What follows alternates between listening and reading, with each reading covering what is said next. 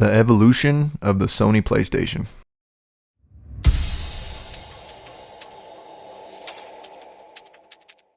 What's going on, everybody? My name is Tomas, and in this one I'm going to try to sum up the progress Sony has made with the PlayStation over the past decade. In 1995, the original PlayStation launched in the United States with a $299 USD price tag. A year prior to that, Sony Computer Entertainment America was founded. Nearly 100,000 consoles were sold the first weekend. It took around 6 months for SCEA to sell 1 million units of this console. In an era dominated by the cartridge, Sony challenged proven marketing tactics and legacy users by introducing one of the first CD format systems. The console was built to last. The initial model's gray body holds a ton of I/O and a beastly R3000A 33.8 MHz CPU and 2 MB of RAM. The front and top include 2 user controller and memory card inputs, power and reset buttons, and an open button. This design allows you to get your game out of the system without power. Along the back, you are provided a power input, AV, RCA, and serial outputs. In addition to that, you're given a parallel input. Those of you that have used the GameShark module know what this I/O is for. Sony had it right from the beginning, as they have been enclosing the power supplies in their console builds from the start. This system holds a special place in my heart.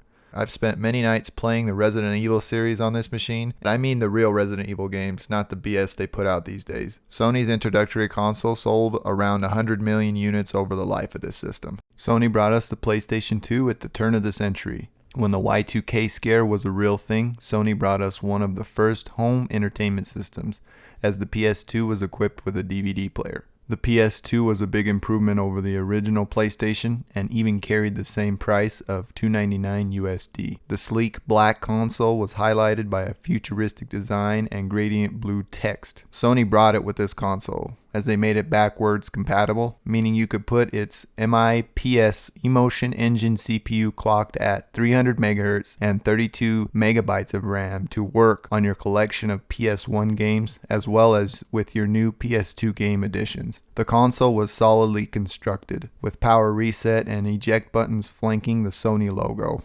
This is where Sony began to differentiate themselves from the competition. Here you can see Sony's high attention to detail. If you place the system in a vertical position, you're able to flip the PS logo to match. A nice touch that carried forward to the first models of the PS3.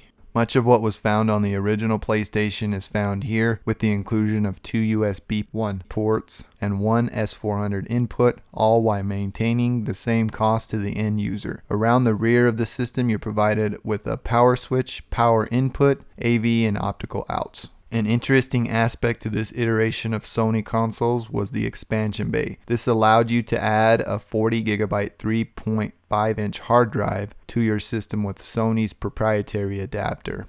This allowed users to access gaming online, which back then really blew my mind. I still to this day have never gamed online with Sony's best-selling console. That said, Sony has recorded nearly 160 million units sold. 6 years after the launch of the PS2, Sony brought us their third iteration of the PlayStation, the PS3. The original model was referred to as the Fat Boy, which is not pictured here, was equipped with a 3.2 GHz cell broadband engine CPU, a 550 MHz RSX GPU, 256 MB of GDDR3 RAM, and either a 20 GB or a 40 GB hard drive. This system was an improvement on the focus Sony wanted to take to attempt to meld home entertainment with serious gaming. The PS3 was way before its time, as it included a Blu-ray player during launch. To put that into perspective, Samsung was manufacturing the BDP1000, and that was selling for a whopping $999 USD. Many people opted to pay the $499 USD launching price for the PS3 because it was giving the user more bang for their buck. Here's the kicker. The original PlayStation 3 was backwards compatible, playing both PS1 and PS2 titles. My original Fat Boy got the yellow light of death. I attempted to repair the system, which can be done in-house, but a couple months later, after a successful repair, the light returned. And because the Slim launched in 2009, I was forced to replace my beautiful launch model for this not so aesthetically pleasing Slim model, which was Sony's ploy to cut cost and retain functionality. This model has two standard USB inputs in the front of the console, physical power and eject buttons, which replace the capacitive ones on the original model. Around the back, you're provided an Ethernet, HDMI, and optical ins with an AV out and an AC in as well. A side note, the system also supports Wi-Fi connectivity. To date, around 75 million units have been sold worldwide of this console.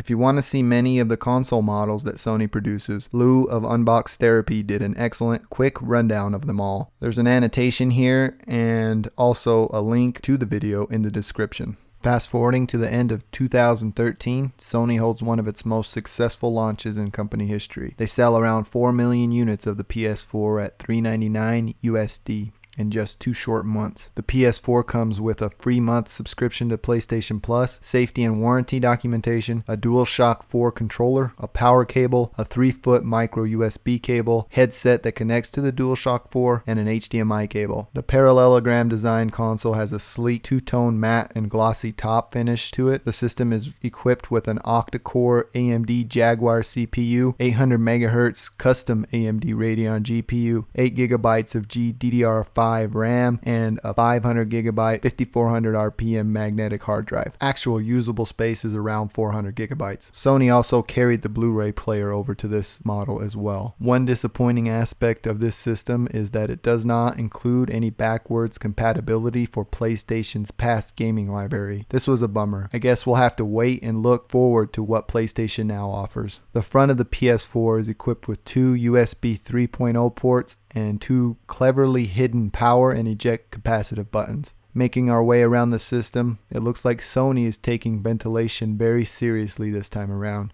As you can see, there is venting hidden around both sides of the system, and the back of it is very open as well. Speaking of the back, you're provided an auxiliary and Ethernet in, HDMI and optical outs, and an AC input. This system also carries forward Sony's design of keeping the power supply encased inside of the system itself. Well, that about does it for me this time around, guys. Feel free to check out some of my other videos here on my channel. I recently did a review on the Google Nexus 5. Feel free to check that out and leave me your feedback. In addition, you can find me on Facebook, Twitter, and Google+.